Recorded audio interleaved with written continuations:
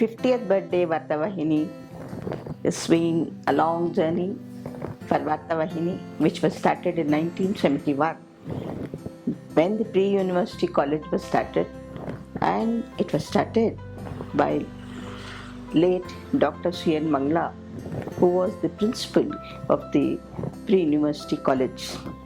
After that, the college became the first grade college for women, and even the Vartavahini continued to be published by Principal Dr. C.N. Mangla till 1984. The earlier editions were brought out by my colleagues, Mrs. Sheila Isaac, head of the Department of English, and Dr. A. Ramsama Ingar of the Department of Sanskrit. Dr. C.N. Mangla asked me to work for the Vartavahini that was brought out on every Independence Day and every Republic Day. Incidentally, one of the important factor of this Vartavahini is that it was a half-yearly news bulletin. That means to say it is having news content in it, that is the activities of the institution and some pictures along with it. This has been considered as by the Times of India that it is a strange thing that a college brings out a news bulletin. Generally, all colleges bring out a college annual as such, but here in the NMKRB College for Women, we used to bring out 2 newsletters and also a college annual by name Suprabha. After 1986, Dr. C.N. Mangla asked me to bring out the half-yearly news bulletin, that is Vartavahini. In the initial days, I used to bring out this news bulletin along with some colleagues of mine.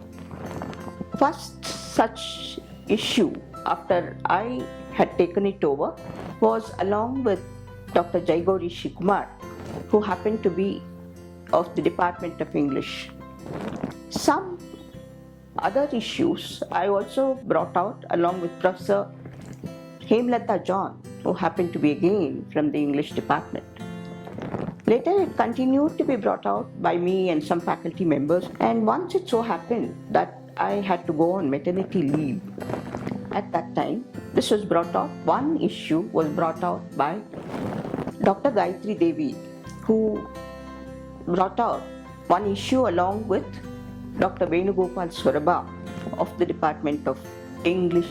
Later it so happened that I wanted to train the students of journalism in the field of printing, publishing, reporting and editing.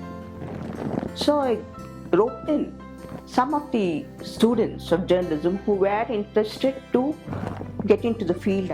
After that, the students have been the student editors, and I have been editing the Vartavahini as such. So the students is to come to the department, work on reporting, editing, headlining, everything.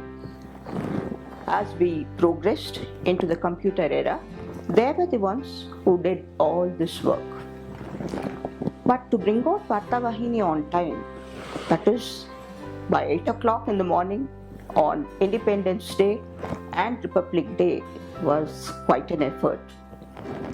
It was difficult to coordinate with the press, the printing, so many things that has to be done once and for all. I have spent so much of time in the press along with some students of mine that it's been a real great experience for me. This could not have happened at all without the help of the magnanimous trust which brought out the publication, the principals and so many others as such. Once what happened was, there were 2 students who were working for Vartavahini. I still remember the names, by Riva and Ashwini. And I was so tensed up that till the publication was not brought out in the sense on time. I had hardly any time because it was something like 6 o'clock in the evening, and the next day the magazine, the journal, or the newsletter had to be ready. I got so upset that I shouted at them saying that nothing is being done. What are you people doing? They listened to me and just walked out. They came back with a glass of juice. They told me, "Ma'am, please take this, you will cool down." So that is how it was. And there are so many such anecdotes which I can recall.